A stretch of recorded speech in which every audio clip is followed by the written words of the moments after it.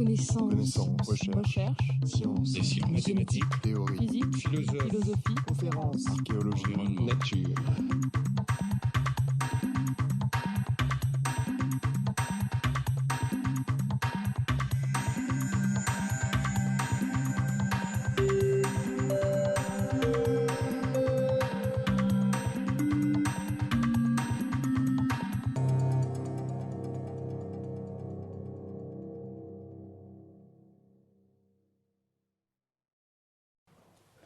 Bien, je vous propose de reprendre ce cours. Et c'est le 9e cours aujourd'hui, le dernier de cette année. Et nous allons donc très naturellement questionner les limites du traitement subliminal après en avoir vu la profondeur. Et cela va nous amener à poser la question du propre de la conscience. Est-ce qu'il existe des opérations qui dépendent d'être dans un état d'accès conscient à l'information ? Alors, pour reprendre les 8 cours précédents, je voudrais rappeler que nous avons vu l'étendue des opérations subliminales. Dans les premiers cours, nous avons vu qu'il y avait une très grande variété de moyens expérimentaux qui permettaient de rendre un stimulus visuel ou auditif inaccessible à la conscience. Certaines méthodes interféraient radicalement avec l'activation visuelle. La rivalité binoculaire a l'air d'interférer en particulier avec l'activation dans la voie ventrale, peut-être en laissant la voie dorsale liée à l'action plus largement activée ou activable, notamment lorsque les objets sont des outils. Mais nous avions vu aussi que d'autres méthodes, comme le masquage, laissent passer peut-être une plus grande partie de l'activation montante, aussi bien dans la voie visuelle ventrale que dans la voie visuelle dorsale, et qu'il était donc tout à fait possible d'observer des activations importantes de ces deux voies visuelles dans des situations de traitement non conscient, que cette activation subliminale pouvait contacter des niveaux donc non seulement visuels et perceptifs, mais aussi sémantiques, évaluatifs et même moteurs, et que ces traitements non conscients n'étaient pas pour autant strictement automatiques et indépendants des intentions du sujet, ils étaient au contraire fortement affectés par l'attention, les instructions, les stratégies déployées. Enfin, nous avions vu que s'il est vrai que la plupart de ces activations sont de courte durée, il était également possible pour des stimuli non conscients d'entraîner des changements de plus longue durée, ce qu'on appelle typiquement l'apprentissage, à travers plusieurs minutes, voire plusieurs heures, et influencer l'évaluation et la prise de décision. Alors, cette image peut nous donner l'impression que le traitement non conscient, c'est finalement l'ensemble du traitement dans le cerveau humain. Et effectivement, certains collègues se sont posé la question, il existe plusieurs articles et plusieurs livres sur cette question, de savoir si la conscience n'est pas finalement qu'une sorte d'épiphénomène dans un système complètement mécanique, susceptible d'opérations subliminales à tous les niveaux. Et Daniel Wegner, dans un livre au titre célèbre, The Illusion of Conscious Will, propose effectivement, on pourrait y revenir en détail, que le contrôle volontaire n'est qu'une forme d'illusion. Nous ne sommes pas réellement en contrôle, mais nous avons après coup l'illusion d'avoir pris des décisions volontaires qui sont en fait le résultant d'un grand nombre de forces non conscientes. Alors ça va être le sujet du cours d'aujourd'hui, de se poser la question donc, de la spécificité du traitement conscient. Est-ce qu'il y a un niveau dans l'architecture du système où les opérations cognitives sont nécessairement liées à la conscience ? Autrement dit, la conscience a-t-elle une fonction bien précise, ce qui soulève la question de son évolution.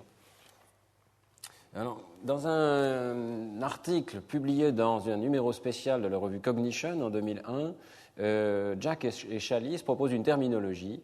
Ils proposent d'essayer d'identifier ce qu'ils appellent des processus de type C, qui seraient des processus cognitifs hypothétiques qui ne pourraient traiter une information que dans la mesure où le participant rapporte être conscient de cette information. Autrement dit, il y aurait une identité entre la capacité de ces processus d'accomplir leur fonction et les moments où le sujet rapporte être conscient de cette information. Et évidemment, il faut se poser la question, est-ce que des processus de type C existent ? Est-ce qu'il existe des processus qui ne pourraient pas se dérouler d'une manière subliminale ? Alors, avec Lionel Nakache, dans le même numéro spécial de la revue Cognition, nous avons proposé 3 types de processus qui pourraient effectivement dépendre de l'accès à la conscience. Le premier, nous l'avons déjà rencontré dans ce cours, c'est la notion d'une maintenance explicite et durable de l'information en mémoire de travail. Nous avons vu plusieurs fois dans ce cours qu'il y a une décroissance extrêmement rapide des effets d'amorçage non conscient, ce que Lionel Nakache avait appelé l'inconscient structuré comme une exponentielle décroissante. Vous vous souvenez de cette formule qui est mémorable. Effectivement, les effets d'amorçage subliminaux sont très souvent de très faible durée, s'écroulent rapidement, et on avait vu en particulier dans certaines expériences qu'il y a une absence de transfert de ce qui a été acquis à un essai vers l'essai suivant. Par exemple, lorsque nous faisons une erreur, nous avons vu le travail de Nio Weiss, si cette erreur est consciemment détectée, nous ralentissons à l'essai suivant, tenant compte du fait que nous avons fait une erreur, il faut donc limiter la probabilité d'en faire une nouvelle à l'essai suivant. Eh bien, ce ralentissement n'est pas observé lorsque l'erreur est détectée, mais seulement non consciemment. On a des traces d'un traitement non conscient de l'erreur, mais dans la mesure où elle reste non consciente, elle n'influence pas l'essai suivant. Autrement dit, on a l'impression que le maintien de l'information et son exploitation à travers le temps, au-delà de durée de quelques centaines de millisecondes, pourrait dépendre de la conscience. Et il y a d'autres données qui vont dans ce sens, dont je n'ai pas discuté. Au tout départ, on avait parlé de ces données de Goodale sur le fait qu'il y a des influences non conscientes sur la préhension dans l'action. La taille d'un objet ne serait pas influencée par certaines illusions visuelles. Eh bien, il faut savoir que ces effets se dissipent également très rapidement. Et la perception consciente envahit l'action au-delà d'un délai de quelques centaines de millisecondes. Il y a également toute la question du trace conditioning, la capacité de se conditionner à travers un délai qui dépendrait également de la conscience et très discutée dans la littérature. Bon, deuxième proposition pour un processus de type C, c'est-à-dire dépendant de la conscience, c'est ce qu'on pourrait appeler le comportement intentionnel ou volontaire. J'en parlerai peu, mais je pense qu'il s'agit vraiment d'une voie de recherche intéressante et insuffisamment exploitée, qui a été abordée surtout par Larry Weisskranz. Il faut savoir évidemment que lorsqu'on travaille avec des paradigmes subliminaux, eh bien, dans la mesure où le sujet ne voit pas l'information, ce qu'on révèle sur le traitement du subliminal, d'un point de vue comportemental, on est obligé de le révéler en faisant des décisions à choix forcé, en forçant le sujet à répondre. Le sujet de lui-même ne va pas répondre à un stimulus qu'il n'a pas vu. Bon, ça peut paraître une évidence, mais c'est en fait une observation intéressante, et ça veut dire qu'il y a un certain nombre de comportements dont le déclenchement spontané, en l'absence d'instructions qui forcent le sujet à répondre, semble ne pas se faire en l'absence de conscience. C'est une observation qui remonte effectivement à Larry Weisskranz et aux observations faites sur le patient blind sight avec, disons, une vision aveugle. Ce patient est capable d'avoir des performances absolument extraordinaires pour pointer, par exemple, vers une cible dans son champ visuel aveugle, où il dit qu'il ne voit rien. Il peut atteindre des performances de 80-90% parfois, mais il ne va pas spontanément initier ses comportements. Il se comporte, effectivement, comme s'il était aveugle à ces stimuli. Et l'initiation volontaire semble faire partie d'un comportement donc lié à la conscience. Troisième proposition, les combinaisons nouvelles d'opérations cognitives pourraient dépendre d'un accès à la conscience. Et c'est surtout ce point-là que nous allons étudier aujourd'hui. Tout ce qui concerne la capacité de flexibilité cognitive, c'est-à-dire l'invention de stratégies nouvelles qui nécessitent la recombinaison d'opérations, l'inhibition des comportements routiniers, l'enchaînement de plusieurs opérations pourraient être des processus cognitifs qui relèvent en grande partie, on l'a vu la dernière fois, de ce qu'on appelle le contrôle exécutif et qui pourraient dépendre de la conscience. Alors vous allez me dire, il y a une contradiction, puisque dans le dernier cours, et je vous ai mis ici le résumé du dernier cours, on avait vu que certains processus qui relèvent du contrôle exécutif peuvent être en partie déclenchés par des stimuli subliminaux. On a vu que le choix d'une stratégie, l'inhibition d'une action, la détection d'une erreur pouvaient être déclenchés en partie par des stimuli subliminaux. Alors tout est dans le mot « en partie », bien entendu. Ce qu'on a vu, c'est que certains processus relevaient clairement d'un traitement non conscient extrêmement efficace. C'est le cas de la détection d'erreurs. Donc, clairement, la détection d'erreurs n'appartient pas à ces processus de type C. Elle peut se dérouler d'une façon pratiquement aussi efficace alors que nous ne sommes pas conscients d'avoir réalisé une erreur. Par contre, pour ce qui est du choix d'une stratégie et de l'inhibition d'une action, nous avions vu que les effets subliminaux se mesuraient en millisecondes, ce sont vraiment des effets minuscules, et que donc on peut considérer qu'il y a un petit peu d'accumulation d'évidence en faveur du choix d'une stratégie ou de l'inhibition d'une action sans conscience. Mais on peut imaginer, en tout cas, que la dépendance de la conscience soit liée au fait d'atteindre un certain seuil qui permet de déclencher un comportement stratégique ou une inhibition stratégique. Et c'est ce qu'on va étudier aujourd'hui, c'est le fait que, en fait, ces opérations stratégiques demandent d'avoir atteint un certain niveau minimal d'évidence qui semble lié à la conscience. On a vu effectivement la semaine dernière qu'on n'observe jamais de contrôle exécutif durable qui soit capable de s'étendre sur, disons, des durées de l'ordre de la seconde lorsque les stimuli ne sont pas conscients. Donc nous allons revenir sur ces questions aujourd'hui et nous allons voir qu'il a été proposé que certaines décisions, qu'on peut appeler stratégiques ou réfléchies, inhibitrices, étendues dans le temps, semblent être associées qu'à un traitement conscient. Et je parlerai de ce qu'on a appelé dans la littérature la méthode de dissociation.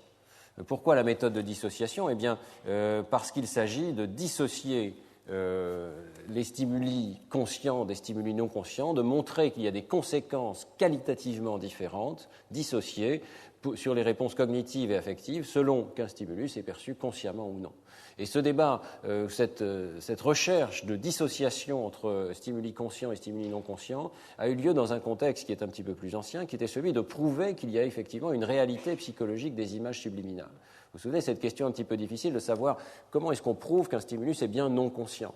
Eh bien, si on peut montrer que le sujet prétend qu'il n'est pas conscient, il n'est pas capable de faire un certain nombre d'opérations cognitives, alors que s'il prétend qu'il est conscient, il est capable de réaliser ces mêmes opérations. Si on montre une telle dissociation, eh bien, au passage, on aura également montré la validité de ce rapport du sujet. On aura montré qu'il y a effectivement une réalité à ces images subliminales. Et c'est donc dans ce contexte que cette recherche de dissociation a commencé. Et effectivement, elle cherche à aller au-delà d'une situation qui est, je dirais, la plus banale de toutes dans le domaine du traitement subliminal, qui est cette situation où la performance subliminale est tout simplement un petit peu moindre, mais dans la même direction que la performance consciente, ce qui est typiquement le cas dans des expériences d'amorçage. Vous avez un petit effet d'amorçage de quelques millisecondes ou dizaines de millisecondes dans le domaine subliminal, et cet effet d'amorçage devient très grand dans le domaine conscient. Bon, et qu'ici, on pourrait simplement expliquer ces données en disant le sujet fait la même chose, mais il a un taux de réussite moindre et ça ne prouve pas qu'il y a un état subliminal qui est différent de l'état conscient. Les expériences que nous allons voir maintenant montrent au contraire des performances radicalement opposées suivant que le sujet est ou n'est pas conscient des stimuli. Alors nous allons voir en fait trois dissociations qui ont été rapportées dans la littérature. La première, c'est la capacité d'utiliser une amorce, consciente ou non, pour prédire la cible et développer des stratégies d'association entre l'amorce et la cible. La deuxième, c'est la capacité d'inhiber ou d'exclure l'amorce d'un traitement. Et la troisième, c'est ce qu'on pourrait appeler une forme de métacognition, la capacité d'évaluer ses propres performances en rapport avec une amorce. Alors, commençons par le premier point, le développement de stratégies conscientes. Sommes-nous capables de développer des stratégies nouvelles sur la base d'informations qui ne sont pas conscientes ? Eh bien, d'après Cheeseman et Mericle, cela constitue effectivement une dissociation importante. Nous ne sommes pas capables de développer certaines stratégies. Ils s'appuient sur cette tâche de Stroop que nous avons rencontrée plusieurs fois, modifiée évidemment, mais qui consiste toujours à manipuler la congruence ou l'incongruence entre une amorce et une cible. Donc la tâche est extrêmement simple. Il s'agit de nommer ici la couleur d'un rectangle cible. Donc ici, vous devez dire rouge.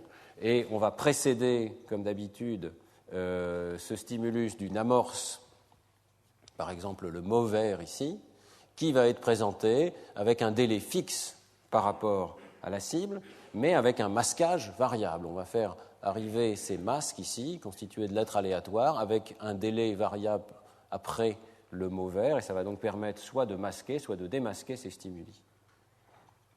Donc le délai ici de masquage a été ajusté dans cette expérience, sujet par sujet, afin de réaliser une expérience au seuil subjectif de conscience, c'est-à-dire un seuil où le sujet rapporte qu'il pense ne pas être capable de voir la cible.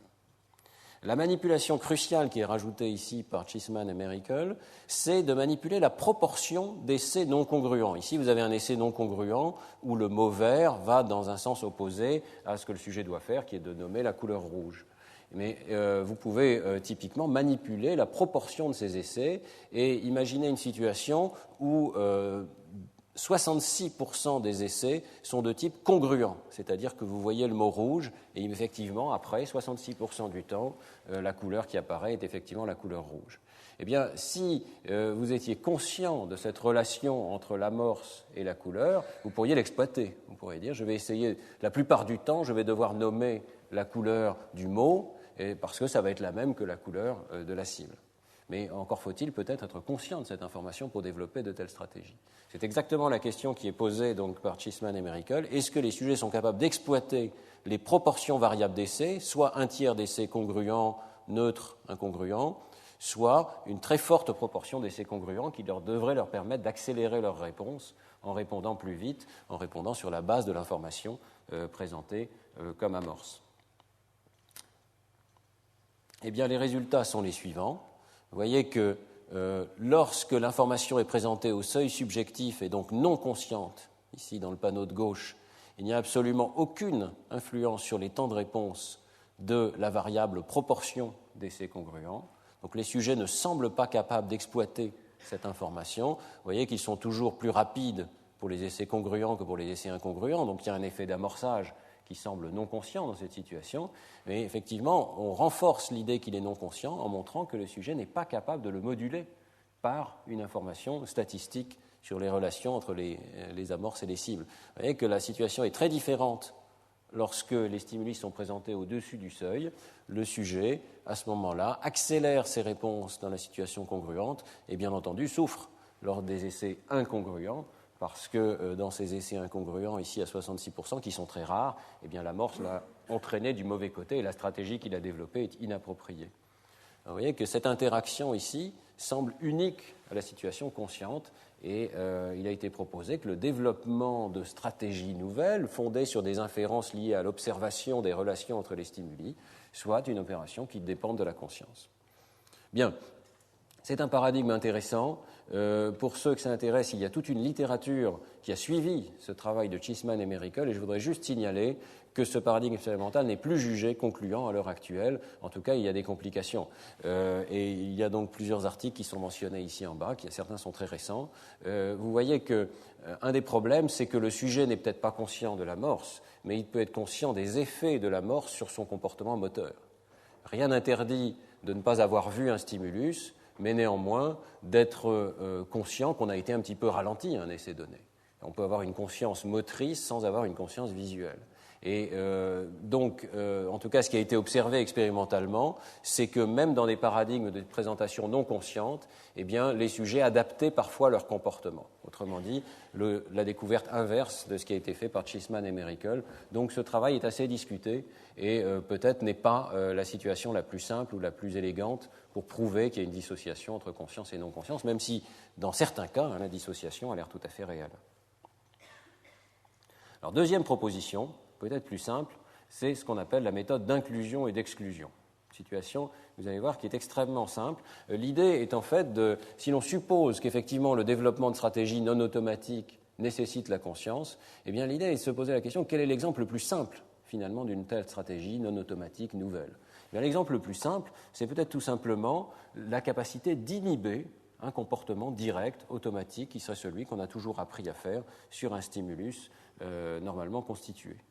Donc la méthode d'inclusion et d'exclusion, si on la présente dans ces grandes lignes d'abord, elle va constituer à contraster deux blocs expérimentaux dans lesquels le sujet a des instructions très différentes. Dans un premier bloc, il a une instruction qu'on appellera d'inclusion, c'est-à-dire qu'on lui demande que vous soyez conscient ou non de l'information, faites la réponse normale, la réponse directe au stimulus. Autrement dit, les réponses conscientes et non conscientes vont dans le même sens. Et on va contraster ça avec un bloc d'exclusion, où le sujet reçoit l'instruction « si vous vous souvenez consciemment du stimulus, si vous avez vu consciemment le stimulus, alors ne faites pas la réponse traditionnelle. Par contre, évidemment, sinon, vous répondez ce que vous voulez. » Autrement dit, on va opposer la tendance à une réponse consciente et la tendance à une réponse non consciente ou influencée, disons, par un traitement non conscient. Vous allez voir que ça va devenir très clair lorsque je vais passer à des exemples, et on va donner deux exemples. Un exemple lié à un travail sur la mémoire, le rappel explicite ou implicite en mémoire, et un autre exemple lié à notre situation plus traditionnelle d'amorçage subliminal, conscient ou non conscient. Donc commençons par le travail sur la mémoire. Peut-on séparer les souvenirs conscients et non conscients sur la base de cette méthode d'inclusion et d'exclusion ?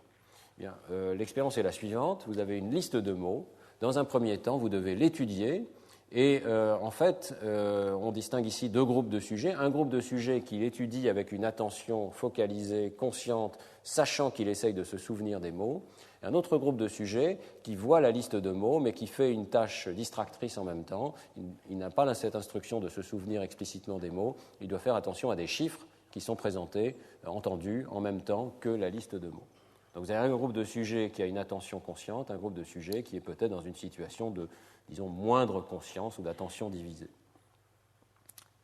Il y a ensuite une deuxième phase, phase de test, dans laquelle on va présenter au sujet des indices composés des 3 premières lettres d'un mot, par exemple ARC ici, et le sujet reçoit l'instruction de répondre avec le premier mot qui lui vient à l'esprit. D'accord ? Sauf que, évidemment, il y a cette phase d'inclusion, cette phase d'exclusion. Donc l'instruction d'inclusion est très simple. Si vous vous souvenez d'un mot qui était dans la liste auparavant et qui convient, eh bien, s'il vous plaît, rapportez-le, complétez les lettres avec le mot de la liste dont vous vous souvenez. L'instruction d'exclusion est exactement opposée, dans un bloc différent. Si vous vous souvenez d'un mot qui convient, ne le rapportez pas. Trouvez un autre mot qui convient avec ces 3 premières lettres. Vous voyez le contraste ici. On demande au sujet, sur la base de son rappel conscient, de changer sa stratégie et d'inhiber la stratégie qui est normalement la plus dominante, qui est tout simplement de donner le mot qui vient à l'esprit, dont on se souvient. Alors voilà les résultats, qui sont extrêmement intéressants. On va regarder successivement ce tableau qui vous rapporte donc le pourcentage de réponses avec un mot ancien de la liste pour compléter donc ces 3 lettres. Et suivant les conditions d'attention, donc entière ou divisée par l'attention à un chiffre distracteur, suivant que les sujets soient dans l'instruction d'inclusion ou dans l'instruction d'exclusion. Alors la première chose à voir, c'est ici en bas, c'est simplement le taux de base, le nombre de fois où les sujets donnent un mot de la liste d'études alors qu'ils n'ont jamais vu la liste d'études. Donc c'est tout simplement la possibilité qu'on se souvienne d'un mot par hasard qui faisait partie de la liste. Vous voyez que c'est de l'ordre de 35% ici, ce qui veut dire que tous les autres chiffres sont au-dessus. Ça veut dire en particulier que dans les situations d'attention divisée, eh bien, même si l'instruction dans la situation d'exclusion ici est de ne pas rapporter les mots de la liste, eh bien, vous les rapportez plus souvent que le hasard. Si on regarde d'abord la condition d'inclusion ici, vous voyez que le sujet, effectivement, rapporte un petit peu mieux les mots de la liste lorsqu'il a fait l'effort de s'en souvenir, mais il est aussi au-dessus du niveau du hasard lorsqu'il a simplement subi un apprentissage incidental, si l'on peut dire, au passage, alors qu'il se concentrait sur les chiffres en même temps. Dans la situation d'exclusion, vous voyez que lorsque le sujet a eu un apprentissage conscient, il est capable d'exclure les mots de la liste, donc il ne rapporte que beaucoup moins souvent les mots de la liste, et ça redescend au niveau du hasard ici. Ce qui est très intéressant, c'est de voir qu'il n'y a absolument aucune influence de cette instruction d'inclusion ou d'exclusion lorsque le sujet n'a pas étudié la liste consciemment, mais seulement dans des conditions d'attention divisée. Autrement dit, et c'est cette ligne ici en bas qui est la plus intéressante, bien qu'on dise au sujet d'essayer d'exploiter l'information consciente de façon différente dans les 2 blocs, soit de l'inclure dans ses réponses, soit de l'exclure dans ses réponses, le sujet ne parvient pas à réaliser cette instruction, il n'arrive pas à exclure les mots qui faisaient partie de la liste, et ici, il continue de les inclure dans ses réponses, au-delà du niveau du hasard, alors même que c'est le contraire de l'instruction qu'on lui a demandée. Donc on voit ici que les influences non conscientes, qui probablement ici donne un sens de familiarité au mot qui finalement lève son seuil et permet de le rapporter en réponse à ces 3 premières lettres, eh bien, ces influences non conscientes persistent complètement indépendamment de l'instruction qui est donnée au sujet d'inclure ou d'exclure. On a bien trouvé une dissociation entre un processus qui va conduire à rapporter les mots qui étaient présents dans la liste et un deuxième processus contrôlé qu'on ne peut déployer que lorsqu'on a reçu un apprentissage conscient des mots qui figuraient dans la liste. Ce qui est intéressant aussi dans la situation de Jacobi, c'est qu'on peut, sur la base d'un tout petit modèle mathématique, calculer des estimations de la probabilité de rappel conscient et de la probabilité d'association automatique. Ces formules sont extrêmement simples. Si vous êtes dans la situation d'inclusion, il y a 2 possibilités. Soit vous vous souvenez du mot, soit vous ne vous en souvenez pas. Donc c'est la probabilité R, la probabilité de rappel du mot. Si vous vous souvenez du mot et que vous êtes dans la situation d'inclusion, alors vous allez rapporter le mot. Si vous ne vous en souvenez pas, donc 1 moins R, alors vous avez une certaine probabilité d'association automatique qui va vous conduire quand même à vous donner le mot en question. Dans la situation d'inclusion, si vous vous souvenez explicitement du mot, vous n'allez pas le rapporter, donc 0 ici. Par contre, si vous ne vous en souvenez pas, par hypothèse, vous avez la même probabilité d'association automatique de ces mots. Vous appliquez ces formules aux données ici, c'est très facile d'inverser le processus, et vous obtenez ces résultats-ci qui sont intéressants. Vous avez exactement la même probabilité d'association automatique que l'attention ait été concentrée ou divisée. Donc le traitement non conscient de la liste de mots semble n'avoir pas changé. Par contre, ce qui a changé, c'est la capacité de rappel explicite qui permet ou non d'inclure ou d'exclure le mot suivant les instructions. Vous voyez que suivre une instruction consciente de type exclusion semble nécessiter d'avoir été au départ conscient de la liste de mots et de s'en souvenir consciemment. Ici, sur cette tâche de mémoire, on peut discuter évidemment de l'étiquette non conscient, parce que le simple fait d'avoir été distrait en faisant attention à des chiffres entendus en même temps ne suffit pas à prouver que le sujet n'a pas été conscient des mots, et très probablement il l'a été, mais de manière assez brève et transiente. Donc il est peut-être plus intéressant de se pencher sur cette deuxième expérience de Debner et Jacobi, qui reprend exactement la même idée, mais dans un paradigme qui nous est plus familier de masquage. Et là, on peut penser qu'on assure vraiment la non-conscience du stimulus. Alors ça fonctionne de cette manière-ci. Il y a 3 mots successifs. Le premier est visible, même s'il est présenté pendant 50 millisecondes, parce qu'il n'est pas précédé d'un masque. Le dernier est visible aussi, ou en tout cas plus visible, mais celui-ci est l'amorce masquée, classique. Vous voyez qu'il est prise en sandwich entre 2 mots qui servent de pré-masque et de post-masque. Et lorsqu'elle est présentée à 50 millisecondes, évidemment, elle est tout à fait invisible. Lorsqu'elle est présentée à 500 millisecondes, elle est tout à fait visible. Alors, après ces 3 mots, il va y avoir un délai, et ensuite on donne au sujet les 3 lettres qui constituent le début possible d'un mot, et suivant les essais, ça va être le début de ce mot-ci, de celui-ci, ou encore d'autres mots possibles, mais qui ne faisaient pas partie de l'essai immédiat. Et la tâche du sujet, évidemment, va être d'inclure ou d'exclure les mots vus avant l'amorce. Donc, l'instruction dans la tâche d'inclusion va être « si vous avez vu l'un des mots qui précédait et qu'il convient pour compléter ces lettres, alors s'il vous plaît, rapportez-le. » Donc, si vous avez vu le mot « radis », mettez « radis ». Tâche extrêmement simple. Dans la situation d'exclusion, l'instruction est exactement opposée. Si vous avez vu l'un des mots et qu'il convient pour compléter ces lettres, ne le mettez pas, cherchez-en un nouveau. D'accord ? Eh bien, les résultats ressemblent énormément à ceux qu'on vient de voir. Donc, en fonction de la durée ici qui détermine la conscience subjective du sujet, ici c'est non conscient, ici c'est présentation consciente du mot du milieu. Dans l'instruction d'inclusion, vous voyez que le sujet fait très bien la tâche. Donc, à 95%, il arrive à inclure le mot lorsque l'instruction est de l'inclure, et il fait quand même 15% d'inclusion alors qu'on lui a demandé de l'exclure. Enfin, cette différence montre bien que le sujet arrive à faire la tâche. Par contre, à 50 millisecondes, on voit qu'il y a très peu de différence, il y a une petite différence quand même entre les instructions d'inclusion et d'exclusion, et surtout, on est très au-dessus du taux de base, qui est la probabilité de rapporter ce mot par hasard alors qu'il ne figurait pas dans les mots amorces. Donc, le plus intéressant, c'est à nouveau cette case ici. L'instruction du sujet est de ne pas mettre le mot qui a été présenté, mais vous voyez que le sujet n'y parvient pas, et au contraire, il le met plus souvent que le hasard. Autrement dit, il a reçu une influence non consciente qui va dans le sens inverse de ce que les instructions demandent de faire.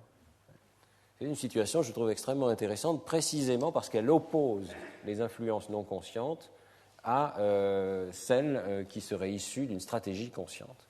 Et on voit que le sujet ne parvient pas à s'opposer à son influence non consciente. Alors là encore, on peut appliquer le modèle de calcul, ce sont les mêmes formules qu'auparavant, et on obtient quand même que dans cette situation, il y a une probabilité non nulle d'avoir pris conscience de certains des stimuli, sur 10% des essais, ce qui prouve que le masquage à 50 millisecondes est peut-être un petit peu léger et qu'il faudrait reprendre ces expériences avec des formes de masquage encore plus rigoureuses peut-être. Bien. C'est un paradigme intéressant. Je pense qu'il demande à être exploré plus avant. Mais vous vous souvenez quand même que la semaine dernière, on avait vu qu'il n'était pas tout à fait impossible d'obtenir un début d'inhibition des comportements, par exemple dans la tâche de go, no go, en l'absence de conscience. Donc on peut discuter, est-ce que ce paradigme est vraiment unique à la situation de non-conscience ? Alors il y a une troisième proposition que je voudrais discuter aujourd'hui, qui est tout à fait récente, qui est peut-être encore plus intéressante parce que je pense que, dans une certaine mesure, elle isole encore mieux ce qui est peut-être le propre de la conscience. c'est-à-dire la capacité d'avoir une introspection et de réfléchir, à travers une certaine durée, à nos propres comportements. Cette méthode a été appelée en anglais post-decision wagering, ce qu'on pourrait traduire par pari après une décision. Vous allez voir que l'idée est extrêmement simple.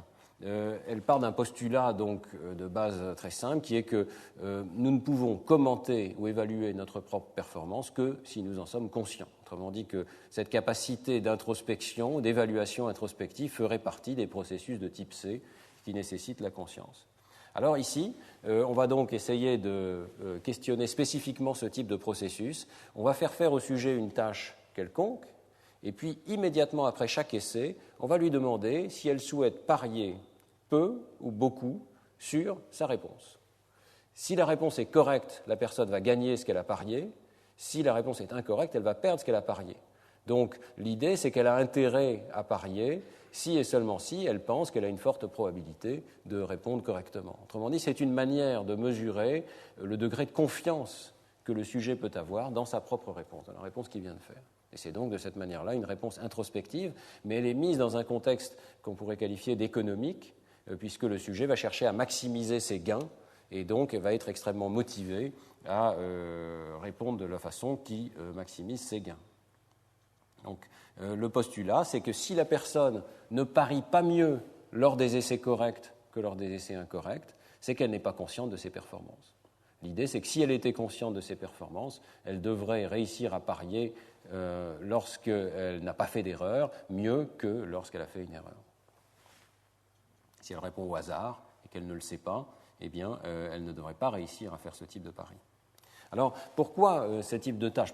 On peut penser qu'il suffit de demander au sujet « Avez-vous vu le stimulus ?» ou bien « Quel est votre degré de confiance dans votre réponse ?» Et après tout, c'est ce qui a été fait dans beaucoup d'expériences passées. L'idée supplémentaire qui est ajoutée par Perso ici, avec Alan Cowey, c'est que parier est plus intuitif que de rapporter son degré de confiance.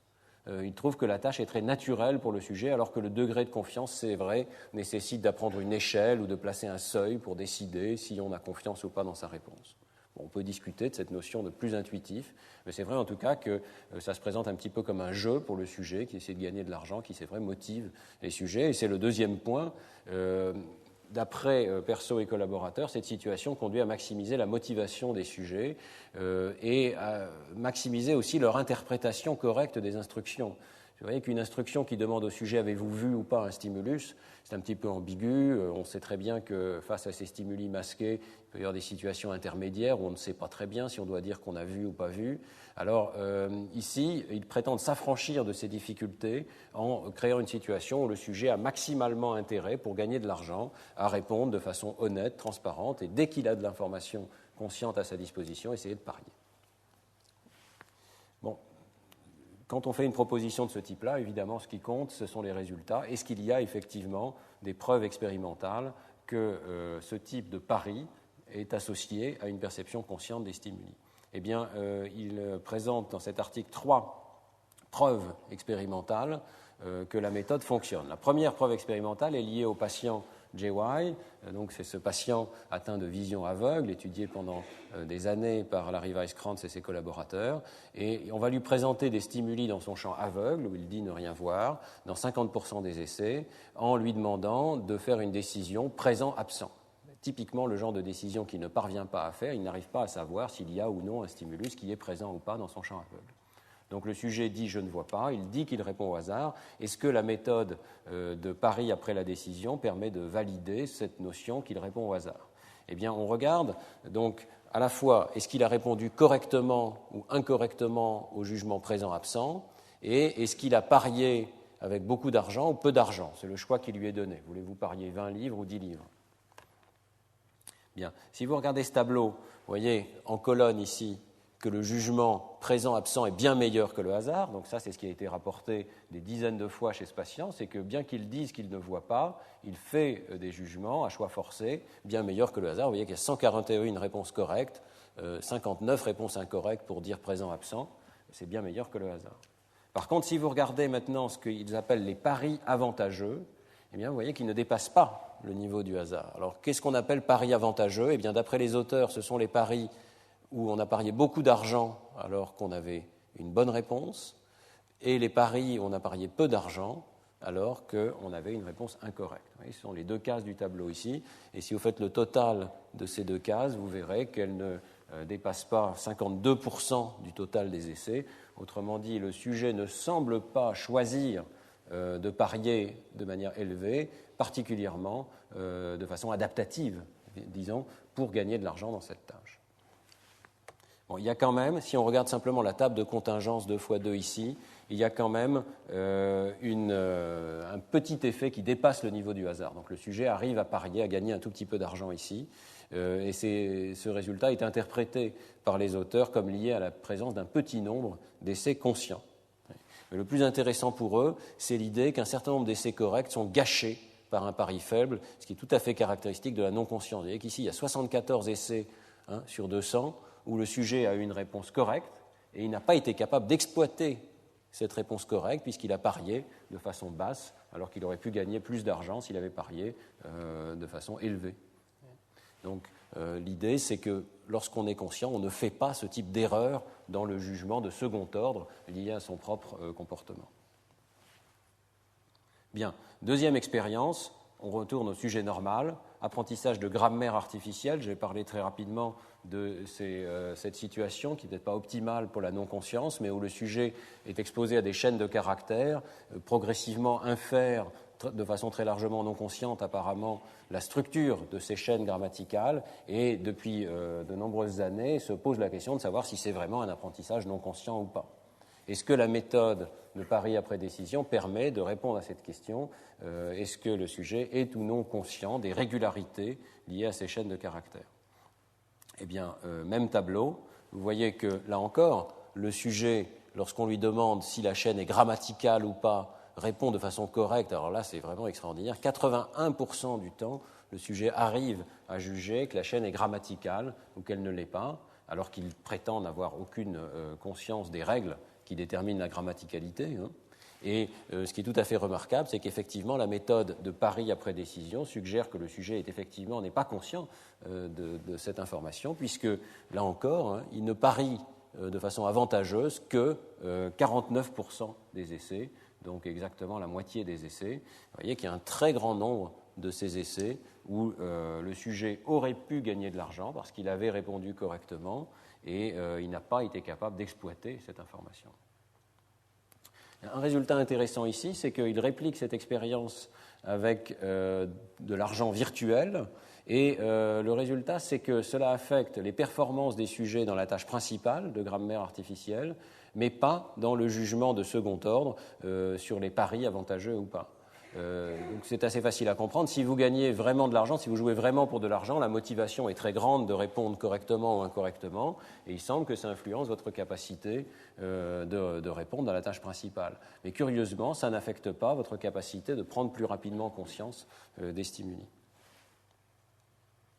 Troisième situation, très classique là encore en psychologie, c'est ce qu'on appelle la tâche du casino de l'Iowa, the Iowa Gambling Task, qui a été utilisé par Bechara et Damasio pour étudier les patients avec des lésions du cortex orbitofrontal. Il s'agit d'une tâche où le sujet développe des intuitions sur ses choix.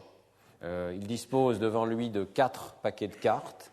Il doit à chaque essai retourner une carte et il apprend qu'il a gagné ou perdu une certaine somme d'argent. Et sur la base de ce renforcement, positif ou négatif, il apprend à choisir les bons paquets de cartes. Il y a en fait 2 paquets de cartes qui permettent de gagner de l'argent plus rapidement que 2 autres paquets de cartes. Il y a une différence entre, je crois, $20 versus $10, suivant les paquets de cartes que l'on choisit. Bon, mais c'est une situation de moyenne, et donc il faut accumuler des données sur plusieurs essais avant d'avoir une certaine conscience qu'il y a des bons paquets, il y a des mauvais paquets de cartes, et qu'il faut choisir les bons et pas les mauvais. Alors, là encore, la question a été très débattue.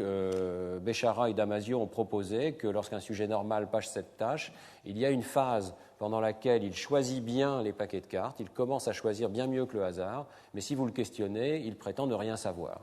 Il dit qu'il choisit encore au hasard, qu'il n'a aucune idée, et progressivement, il développe une compétence consciente, mais l'idée, c'est que la compétence consciente vient après la décision correcte. Alors, est-ce qu'on peut répliquer ça avec la méthode du pari après la décision? Eh bien, voici les courbes qui sont obtenues donc, par Persaud et collaborateurs. la courbe noire, c'est la courbe de sélection, donc objective du bon paquet de cartes, des bons paquets de cartes, il y en a 2 bons et 2 mauvais. Donc vous voyez qu'au fil du temps, le sujet commence à choisir le bon paquet de cartes de mieux en mieux, et ça va saturer vers 100% de bons choix ici, en partant de 50% qui est le niveau du hasard. Et alors ce qui est extrêmement intéressant, c'est qu'en pointillé, vous avez la courbe des paris avantageux, et vous voyez que les paris avantageux ne décollent pas au même moment.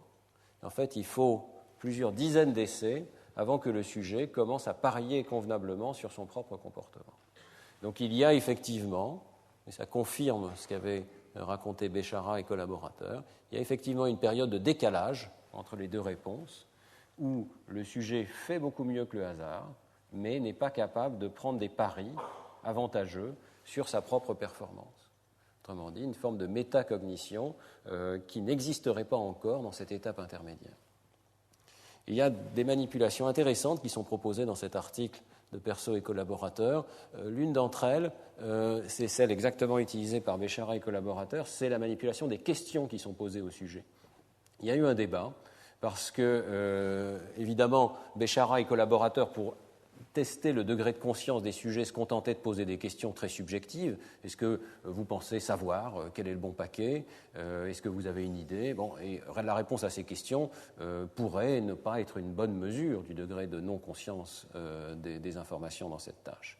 Et Maya et McClelland, dans un autre article, dans PNAS, avaient mis en doute les résultats de Béchara et collaborateurs en montrant que si vous posez des questions beaucoup plus précises, quelles sont vos statistiques sur tel paquet? Est-ce que vous pensez qu'il est plutôt gagnant ou perdant? Si vous deviez choisir un des 4 paquets, lequel choisiriez-vous maintenant? Ce genre de questions donc nettement plus directives, eh bien à ce moment-là, ils ne répliquaient pas le travail de Damasio et collaborateurs. Ils montraient qu'en fait, les sujets répondaient aussi bien à ces questions-là qu'ils faisaient le bon choix, disons, dans le paquet de cartes. Alors, dans le travail de Persaud et Cowey, on trouve une résolution de ce dilemme et ce débat entre Béchara et Maya et McClelland. Et la résolution est assez extraordinaire. C'est une sorte de paradigme à la Heisenberg dans le domaine de la psychologie. La résolution, c'est de montrer que le type de question que vous posez au sujet change le degré de conscience du sujet lui-même.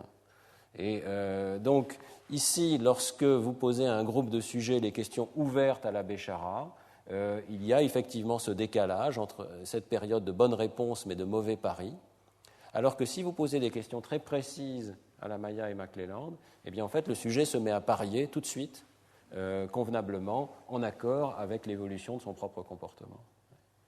C'est intéressant de voir que la courbe en noir ne change pas, donc les sujets apprennent toujours aussi vite à choisir le bon paquet de cartes, c'est pas ça qui change, mais les questions changent l'accès du sujet à son propre comportement, l'accès introspectif, si vous voulez. Et d'après Persaud et collaborateurs, c'est l'introspection qui est améliorée par le questionnement, et donc il n'est pas surprenant que les sujets répondent mieux aux questions, parce que le fait même de les questionner a orienté leur attention vers les bons paramètres, les statistiques sur le rapport de chacun des paquets, etc.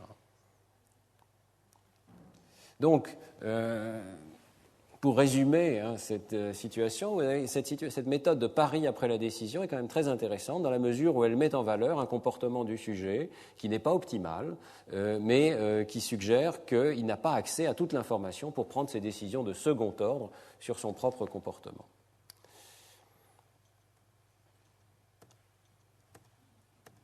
Et Persaud et collaborateurs insistent dans leur article sur cette double dissociation qui existe. C'est-à-dire qu'on peut trouver des paramètres qui modifient la performance dans la tâche directe, mais pas la capacité de parier. Et inversement, donc par exemple l'incitation financière dans l'expérience 2, et inversement, on a vu que d'autres paramètres, comme le questionnement des sujets, peuvent améliorer la capacité de parier, mais pas la performance sur la tâche directe. Donc cette double dissociation, qu'on voit bien sur ces courbes, suggérerait que les deux tâches, la tâche directe et la tâche de pari, mesurent bien des traitements différents, l'un conscient, l'autre non conscient. C'est vraiment une proposition que je crois est à prendre très au sérieux, mais elle a immédiatement été attaquée. Et pourquoi a-t-elle été attaquée? Par Clifford et collaborateurs. Eh bien, Clifford et collaborateurs présentent une double critique. La première critique, c'est que ce n'est pas du tout vrai que la tâche est intuitive. Lorsque Persaud et collaborateurs disent que c'est plus intuitif de parier ou pas sur son propre comportement, c'est faux. Et pourquoi c'est faux? Eh bien, parce que, je ne sais pas si certains d'entre vous s'en sont rendus compte, mais la stratégie optimale dans la tâche de perso et collaborateur, ce n'est pas du tout de parier lorsqu'on a bon et de ne pas parier lorsqu'on a mauvais. La stratégie optimale, c'est de parier tout le temps le plus fort possible. Alors ça, c'est pas intuitif, mais quand on y réfléchit un petit peu, c'est effectivement comme ça que ça se passe. Puisque vous ne pouvez jamais faire pire que le hasard dans ces situations-là. Si vous répondez vraiment au hasard, vous êtes à 50% correct. Si vous avez quelques influences non conscientes, vous allez faire peut-être un petit peu mieux que le niveau du hasard. Et si vous êtes tout à fait conscient du stimulus, vous allez réussir à 95% ou à 100%. Dans tous les cas, vous avez intérêt à parier le plus haut possible. Parce que c'est ça qui va vous rapporter, dans la petite fraction d'essai où vous ferez mieux que le hasard, le plus d'argent possible. Donc la stratégie optimale, c'est de parier tout le temps le plus élevé. Bon, ça reste un résultat très intéressant de voir que ce n'est pas ce que les sujets font, et ce n'est pas ce que nous ferions en général lorsque nous sommes confrontés pour la première fois à cette tâche. L'intuition est effectivement qu'on a intérêt à parier uniquement lorsqu'on est à peu près sûr d'avoir vu le stimulus et d'avoir répondu convenablement ou d'avoir de l'information. Alors, en réponse à cette critique, Clifford et collaborateurs, pour ceux qui s'intéressent techniquement à cette question, proposent une nouvelle matrice de paiement.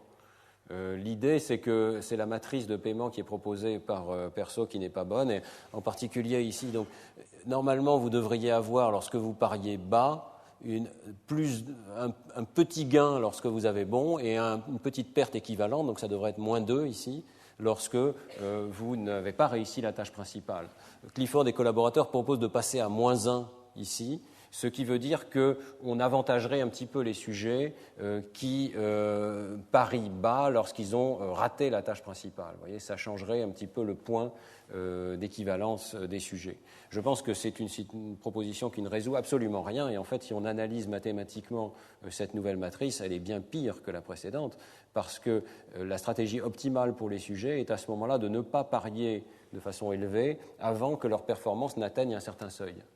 Et donc, on retombe sur une situation qui est exactement celle qu'on souhaitait éviter, c'est-à-dire que le sujet ne va pas exploiter optimalement même le petit différentiel de comportement qu'il pourrait avoir. Il va attendre d'atteindre des performances de l'ordre de 60%, par exemple, avant de parier. Bien. La deuxième critique de Clifford et collaborateurs est assez intéressante et un peu plus profonde, à mon avis, que la première, parce que la première, elle est simplement, c'est intéressant de voir que les sujets, qu'il y a une stratégie optimale et qu'elle n'est pas intuitive, mais ce qui compte, c'est ce que font les sujets. Et le fait que les sujets ne parient pas de façon optimale est un résultat empirique intéressant qui montre qu'ils n'ont pas l'air d'avoir toute l'information consciente.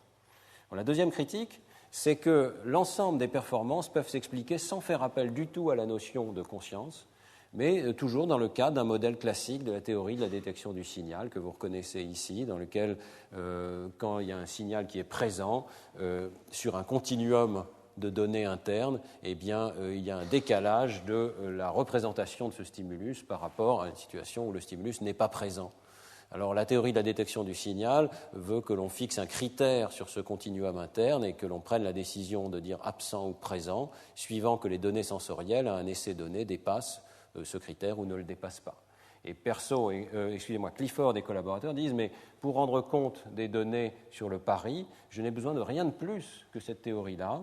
Je peux supposer que les sujets ont toujours ces données sensorielles, qu'ils en sont parfaitement conscients. Il n'y a pas besoin de supposer qu'il y a un niveau particulier de conscience ou de non-conscience. Et tout simplement, je peux supposer qu'il y a d'autres critères qui sont appliqués au sujet. Et que le sujet parie beaucoup lorsque l'évidence est soit très en deçà d'un certain critère, soit très au-delà d'un certain critère. Vous voyez, il y a 2 critères en bleu ici. Et je vais parier peu lorsque les données sensorielles qui sont disponibles ne sont pas suffisantes, sont dans une zone intermédiaire qui ne permet pas vraiment de se décider. Les valeurs précises numériques qui sont utilisées sur ce graphique sont celles qui ont été utilisées par Clifford pour rendre compte exactement des proportions de réponse des sujets de perso et collaborateurs. Donc on peut rendre compte quantitativement des données de perso et collaborateurs, tout simplement avec un modèle dans lequel il y a une stratégie et des seuils différents qui sont appliqués pour la tâche de pari par rapport à la tâche directe de comparaison, disons de décision sensorielle absent ou présent, par exemple. Alors, que faire de cette proposition ? Moi, je la trouve très intéressante. D'abord, il faudrait quand même expliquer les doubles dissociations qui ont été observées par Perceau et collaborateurs. Donc, ça veut dire que les seuils bleus, qui sont ceux de la tâche de métacognition ou de pari, peuvent bouger en fonction de paramètres distincts de ceux qui font bouger le seuil ou le déprime lié à la tâche de décision directe. Donc ça, c'est une première chose qui n'est pas expliquée par Clifford et collaborateurs. Ça veut dire quand même que ce ne sont pas les mêmes paramètres qui influencent les deux tâches. La deuxième chose, c'est que peut-être c'est un modèle pertinent de la tâche, mais peut-être c'est tout simplement un modèle de l'accès à la conscience. Et ça devient extrêmement intéressant. C'est-à-dire peut-être que l'accès à la conscience n'est rien d'autre, finalement, qu'une forme d'accumulation d'évidence fondée sur les mêmes données sensorielles, mais jusqu'à un seuil plus élevé que le seuil de réponse habituel. Et on arrive à ces modèles, dont on reparlera, je pense, l'an prochain, où il y a peut-être plusieurs routes dans le système, certaines routes non conscientes qui ont un seuil bas, d'autres routes conscientes qui ont un seuil plus élevé. Il y a peut-être une autre version de la même idée, qui est cette notion d'une accumulation de second niveau, c'est-à-dire une décision sur la décision. Et ça pourrait être une version du modèle présenté par Clifford, c'est-à-dire j'accumule des données sur la qualité de ma première décision. Est-ce que ma première décision a ou n'a pas atteint un niveau de certitude fixé ? Donc si les données sensorielles sont de nature-là, la deuxième décision consisterait à accumuler de l'évidence sur le fait que les données se situent dans cet intervalle ou en dehors de cet intervalle. Quelle qu'en soit l'explication, le fait empirique que les sujets ne parient qu'à certains essais, et pas à tous, est une observation d'autant plus intéressante, à mon avis, que ce comportement n'est pas le comportement optimal. Ça veut dire que les sujets adoptent une stratégie qui ne semble pas informée par la totalité des données, qui est pourtant disponible dans leur cerveau, mais pas dans leur espace de travail conscient. On arrive donc à cette conclusion qui est assez naturelle, que la capacité de réfléchir ou de porter des jugements sur son propre comportement semble nécessiter l'accès à la conscience et que l'accès à la conscience pourrait correspondre à un seuil plus élevé sur les mêmes données. Et peut-être on peut considérer qu'une information qu'on appelle consciente est une information qui a un degré suffisant de stabilité pour être disponible, pour être utilisable, pour prendre des décisions réfléchies.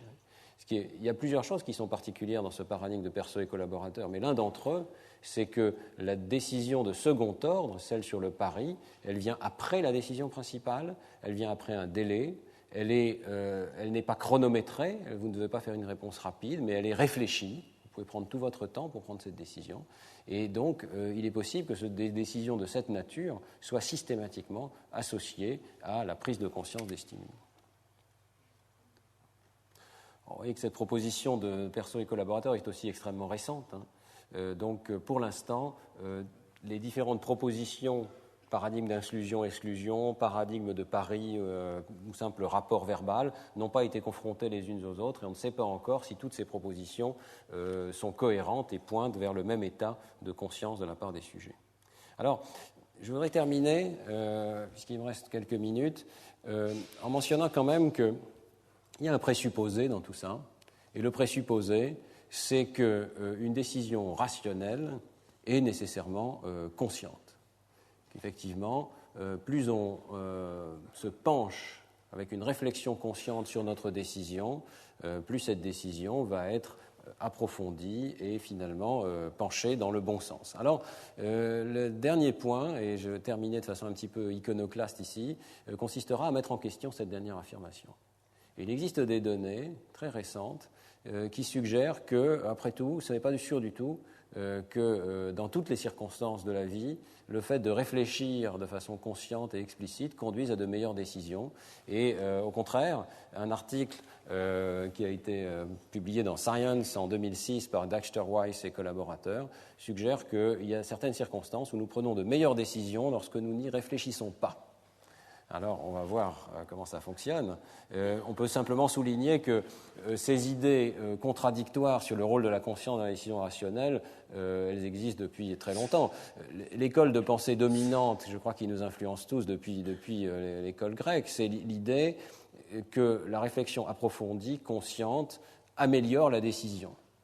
qu'il faut raisonner de façon logique pour prendre des décisions, que les syllogismes, dans le cas d'Aristote, ou le calcul explicite des probabilités à la Laplace et successeurs, sont les bonnes manières de prendre des décisions.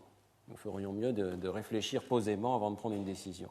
Mais en même temps, les contemporains des mêmes, parfois les mêmes personnes, font la proposition alternative qui est que certaines décisions sont prises de façon intuitive et sont prises de façon meilleure sans conscience, soit sans réfléchir du tout, sur la base d'une intuition, soit avec ce qu'on appelle le bénéfice d'une nuit de sommeil. Je crois qu'il y a une idée un petit peu vague qui circule dans la psychologie naïve, que parfois il vaut mieux remettre une décision au lendemain et qu'elle nous apparaîtra sous son vrai jour. C'est une idée qui circule aussi dans la communauté mathématique. Je voulais mentionner ce lien ici. Des livres tout à fait intéressants d'Adamard, de Poincaré, parlent de l'intuition mathématique et rapportent de façon introspective cette notion d'une incubation non consciente. C'est-à-dire que certains problèmes mathématiques, on peut s'y frotter pendant des semaines et rester bloqué. C'était le cas de Poincaré. Et puis, un jour, sans savoir pourquoi, en mettant le pied sur l'omnibus qui conduit à Coutances, on va avoir l'illumination qui conduit à voir immédiatement la solution du problème. Bon, ce sont des choses qu'on peut considérer comme des rapports de la part de la communauté des mathématiciens. Presque tous rapportent ce type de phénomène et on peut quand même se demander s'il n'est pas réel. Alors, est-ce qu'il vaut mieux réfléchir ou ne pas réfléchir ?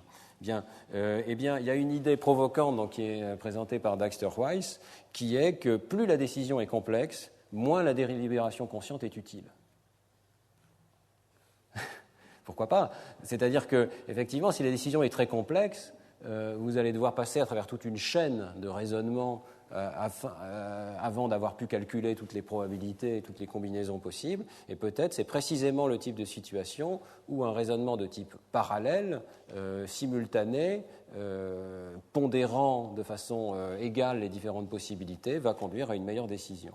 Alors, quelles sont les expériences ? Eh bien, dans l'article de Science, Dexter Weiss et collaborateurs présentent une série d'expériences. C'est intéressant, il y en a vraiment plusieurs qui vont dans le même sens. Et toutes regardent des décisions relativement complexes. Par exemple, choisir la meilleure voiture parmi 4 choix possibles, ou le meilleur appartement parmi 4 choix possibles. Et chaque voiture dispose d'un certain nombre d'attributs, la vitesse, la couleur, le confort, la consommation, etc. Et il peut y avoir, dans les décisions simples, seulement 4 attributs par objet à choisir, soit 12 attributs. Alors, voilà comment se passe l'expérience. Le sujet commence par lire un paragraphe qui décrit les choix, donc les 4 voitures avec leurs différents attributs possibles. Puis, on va lui demander plusieurs choses. Dans certaines expériences, on lui demande de répondre directement. Quel est votre choix ? Dans d'autres, on va lui demander de délibérer consciemment, de réfléchir au problème pendant plusieurs minutes et ensuite de donner son choix. Et dans la situation la plus intéressante, on va distraire le sujet pendant 4 minutes, la même durée, en lui faisant résoudre des anagrammes qui n'ont rien à voir avec le problème principal. Donc, l'idée, c'est d'essayer d'avoir une situation d'incubation non consciente alors que le sujet est occupé ailleurs. Et finalement, le sujet va prendre sa décision, choisir l'une des 4 voitures ou l'un des 4 appartements. Eh bien, voilà les résultats. Alors, dans les 2 premières expériences, il y a un choix qui est effectivement objectivement le meilleur. C'est-à-dire que parmi les 4 voitures qui sont proposées au sujet, ou les 4 appartements, eh bien, l'un d'entre eux est le meilleur dans la mesure où 75% des attributs sont favorables, alors que les autres ont 50 ou même 25% d'attributs favorables.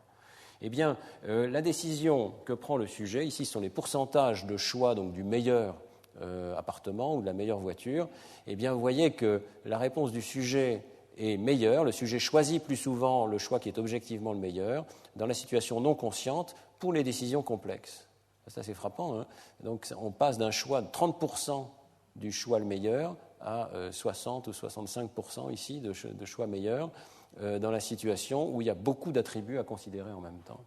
Alors que s'il y a peu d'attributs caractérisant les différents choix, eh bien, vous voyez qu'il y a un petit avantage non significatif à réfléchir au problème avant de prendre sa décision. Donc là, on a l'impression qu'il vaut mieux ne pas trop réfléchir. Réplication dans l'expérience 2. Ici, la mesure qui est portée en ordonnée c'est la différenciation du choix désirable et du choix non désirable. Le sujet juge sur une échelle si telle voiture est désirable ou pas, et on regarde s'il donne des scores meilleurs pour la voiture objectivement la meilleure par rapport à la voiture qui n'est pas la meilleure. Vous voyez qu'à nouveau, le sujet différencie mieux. Donc plus l'échelle est élevée, plus le sujet différencie le bon choix du mauvais choix. Et vous voyez qu'il le fait mieux dans les situations avec beaucoup d'attributs lorsqu'il n'a pas trop réfléchi au problème. S'il a trop réfléchi, il fait moins bien. On peut débattre de l'existence d'un choix optimalement le meilleur. Peut-être que le sujet, après tout, quand il prend sa décision consciente, il a sa propre idée de ce qu'est le bon choix. Alors, dans les expériences 3 et 4, Dijkster-Weiss et collaborateurs étendent ces jugements à des choix naturels, écologiques. C'est la situation de shopping, où vous devez choisir le meilleur produit.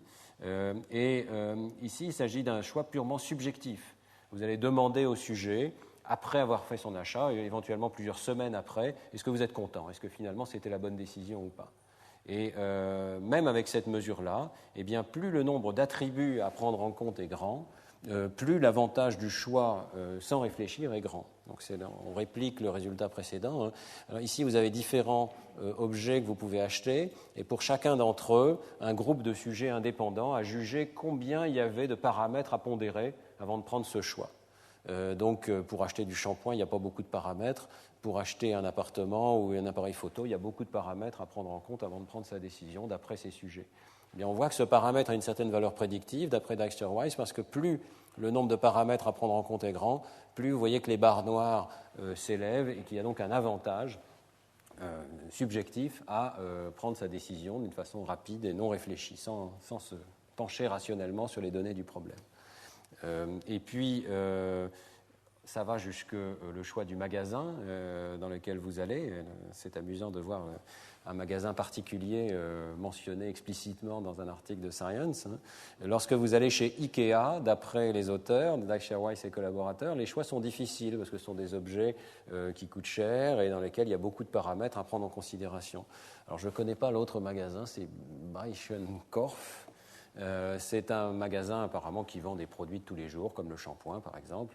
Et donc là, supposément, vous n'avez pas trop de paramètres à prendre en compte avant de prendre votre décision de shopping. Eh bien, lorsqu'on mesure la satisfaction des gens à la sortie du magasin ou quelques jours après avoir fait leur achat, eh bien, les sujets rapportent une satisfaction plus grande après un achat chez Ikea, lorsque, par ailleurs, ils ont dit avoir pris leur décision de façon rapide et non réfléchie. S'ils disent qu'ils ont pris leur décision de façon réfléchie, ils rapportent une satisfaction moins grande. Et vous voyez que le pattern s'inverse lorsque vous achetez des objets de tous les jours. On peut discuter de la qualité de ces données. Vous voyez que c'est très subjectif. On est vraiment dans le domaine de la psychologie sociale. Et c'est à la fois ses avantages et ses inconvénients. Je trouve que la manière dont les expériences 1 et 2 et 3 et 4 se complètent est intéressante. Dans les expériences 1 et 2, il y a vraiment un choix objectivement meilleur que les autres. L'expérience est faite en laboratoire. Elle est relativement bien contrôlée sur le plan de ce qui est proposé au sujet. Et elle converge avec les résultats des expériences 3 et 4 qui sont dans des situations de choix écologique à la sortie d'un magasin où le meilleur choix est subjectif et néanmoins le sujet lui-même rapporte être plus satisfait de sa décision lorsque le choix était complexe et qu'il a été pris de façon non consciente. Donc les deux résultats se complètent. Quand même, on peut critiquer ces expériences et je terminerai là-dessus. Je crois que si l'on veut réconcilier ces aspects psychologie sociale avec la psychologie cognitive traditionnelle, il y a beaucoup de travail pour se mettre d'accord sur l'usage des termes et des méthodologies de contrôle. Et en l'occurrence, l'utilisation du terme non conscient dans l'expérience de Dijkster-Weiss et collaborateurs est vraiment inappropriée du point de vue de la psychologie cognitive. C'est-à-dire que les problèmes qui étaient présentés au sujet faisaient l'objet d'un intense examen conscient. Les textes étaient étudiés par les sujets, et c'est seulement ensuite que le sujet était distrait et supposé non conscient du problème pendant quelques minutes. Même cette phase-là n'est pas bien contrôlée, puisqu'il y a une tâche de distraction qui est vague, résoudre des anagrammes, et qui laisse certainement le temps au sujet de réfléchir, au moins en partie, au problème qui est posé. Donc je trouve que du point de vue du contrôle expérimental, ça n'est pas formidable. Et puis, il y a un troisième point qui est souligné par nos collègues Ray, Goldstein et Perruchet, c'est qu'il semble qu'une grande partie des résultats ne viennent pas vraiment de la qualité de la décision non consciente, mais plutôt de la dégradation des performances dans les décisions conscientes. C'est-à-dire que lorsque vous réfléchissez trop aux problèmes, pour ces problèmes qui sont posés ici, eh bien, vous êtes amené à pondérer de façon excessive quelques-unes des dimensions par rapport aux autres. Alors que le problème, c'est de prendre l'ensemble des dimensions pour faire votre meilleur choix. Évidemment, si vous focalisez sur la surface de l'appartement exclusivement, ou peut-être 1 ou 2 ou 3 paramètres, vous allez prendre la mauvaise décision. Donc, ce serait plutôt un désavantage du choix conscient lié au type de décision qui est proposé au sujet. Alors, je conclurai là-dessus. Je pense qu'il y a une hypothèse qui est vraiment intéressante à considérer ici, c'est que les décisions qui demandent de pondérer de nombreux attributs simultanément et en parallèle pourraient être favorisées par un jugement intuitif de type non conscient. Et que, fondamentalement, il y a certains comportements dans lesquels le traitement non conscient, par son caractère parallèle et simultané, présente des avantages. Il y a des analogies avec des comportements qui ont été rapportés par ailleurs. Nous sommes capables, par exemple, d'estimer un grand nombre de points simultanément sans les compter. Compter peut prendre énormément de temps, et donc si vous ne laissez pas suffisamment de temps au sujet, il va faire des erreurs dans son comptage, alors que l'estimation peut être appropriée même en quelques centaines de millisecondes. Plus intéressant encore, il y a ce travail de Chong et Treisman dans le domaine perceptif qui suggère que si on vous montre un ensemble d'objets, vous pouvez immédiatement et de façon très attentive rapporter la moyenne des paramètres de ces objets, par exemple la taille moyenne. Et ce calcul de la moyenne est évidemment un calcul relativement élaboré, mais il est faisable de façon parallèle sur l'ensemble des objets qui sont présentés. On arrive à cette idée intéressante qu'il y a certaines opérations de type, j'ai mis arithmétique ici, mais disons certains calculs sur des stimuli qui pourraient faire partie des jugements naturels, spontanés, non conscients, pour lesquels on fait mieux de laisser travailler finalement l'appareil non conscient. Ça peut être le cas de la comparaison des nombres, on l'a vu par le passé, mais de l'addition, de la moyenne des stimuli, et que peut-être l'enchaînement rationnel, contrôlé de ces opérations élémentaires demanderait la conscience. Si l'on adopte cette idée, le système de traitement conscient serait un système d'une nature très différente des opérations qui peuvent se dérouler de façon non consciente.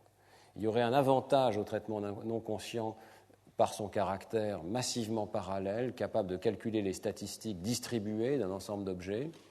Il y aurait par contre la nécessité de prendre conscience des stimuli pour isoler un des traits, raffiner la précision de ce codage-là, éventuellement aller à l'encontre des tendances naturelles qui sont celles qui nous entraînent à produire des actions automatiques en réponse à des stimuli, mais au contraire, contrôler nos comportements dans la durée, étendre l'information dans le temps pour pouvoir l'utiliser quelques secondes plus tard. Toutes ces opérations et leur enchaînement seraient liés donc au traitement conscient. Alors, je vais juste passer quelques-unes des diapositives que je voulais encore vous montrer parce qu'il est tard et simplement arriver à ma conclusion. C'est une conclusion provisoire puisque le cours de l'année prochaine sera intégralement consacré à ce que c'est que l'accès à la conscience et aux données dont on dispose positivement pour caractériser le traitement conscient.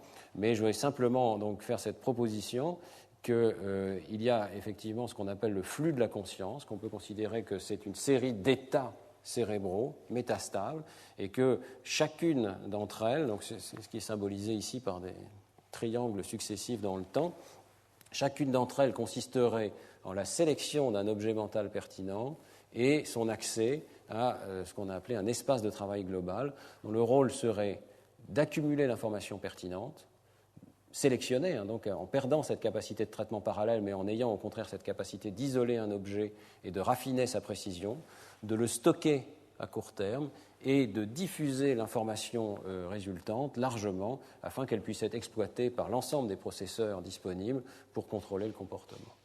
Donc, si cette vision est correcte, il y a une sorte de dichotomie entre processus conscient et non conscient. On peut laisser l'avantage au traitement non conscient pour ce qui est calcul parallèle des statistiques, contrôle simultané de plusieurs effecteurs, et de fait, nous laissons le contrôle de notre corps la plupart du temps à ces traitements massivement parallèles qui nous permettent de contrôler la posture, d'interagir avec les objets en mouvement autour de nous. Par contre, il y aurait un avantage particulier du traitement conscient pour l'isolement de l'information, la capacité de la détacher totalement du monde extérieur, de la maintenir dans un compartiment séparé, complètement, peut-être pendant plusieurs dizaines de secondes, d'y réfléchir alors que le reste du monde change autour de nous, donc de la stocker, et puis de l'exploiter dans ce qu'on peut appeler des stratégies sérielles, le chaînage des comportements. Et je voudrais juste conclure, ce sera plutôt pour annoncer la suite. Ce sont encore des idées très spéculatives, vous vous en rendez compte, et j'espère que d'ici un an, on aura encore progressé dans ces recherches sur ce qui constitue l'état conscient. Mais je trouve que ce livre de John von Neumann, qui réfléchit aux métaphores de l'ordinateur et du cerveau, est particulièrement intéressant. Il attire l'attention sur un problème particulier que toutes les machines analogiques, et le cerveau en fait partie, doivent adresser. Le problème, c'est que lorsqu'on essaye de simuler avec des composants qui sont finalement analogiques un ordinateur digital, eh bien, il faut des mécanismes de haute précision, nous dit John von Neumann. Le problème, c'est que si les calculs sont longs, et qu'au cours des calculs longs, on a une certaine probabilité de faire des erreurs, alors ces erreurs vont s'additionner, et celles qui sont commises au début du calcul sont amplifiées par la suite. Il faut donc un mécanisme tout à fait particulier. Vous savez que dans les ordinateurs, on utilise des niveaux de voltage extrêmement discrets pour séparer le bit 0 du bit 1 de façon pratiquement massive sur le plan physique. Eh bien, il y a peut-être nécessité d'avoir un dispositif similaire dans le cerveau humain, c'est-à-dire un système qui soit capable de raffiner la précision de l'information et de la garder sous un format qui est plus digital qu'analogique. C'est une simple spéculation, mais je me demande si ce qu'on appelle le traitement symbolique de l'information n'est pas de cette nature-là.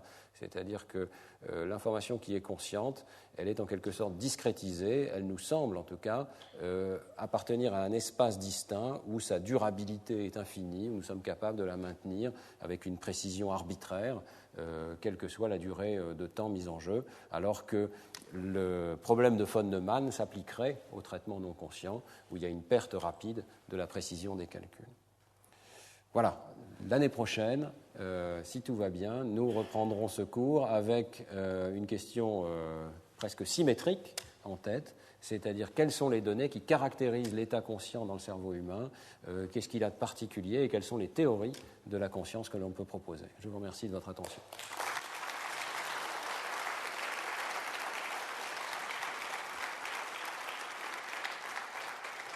Merci.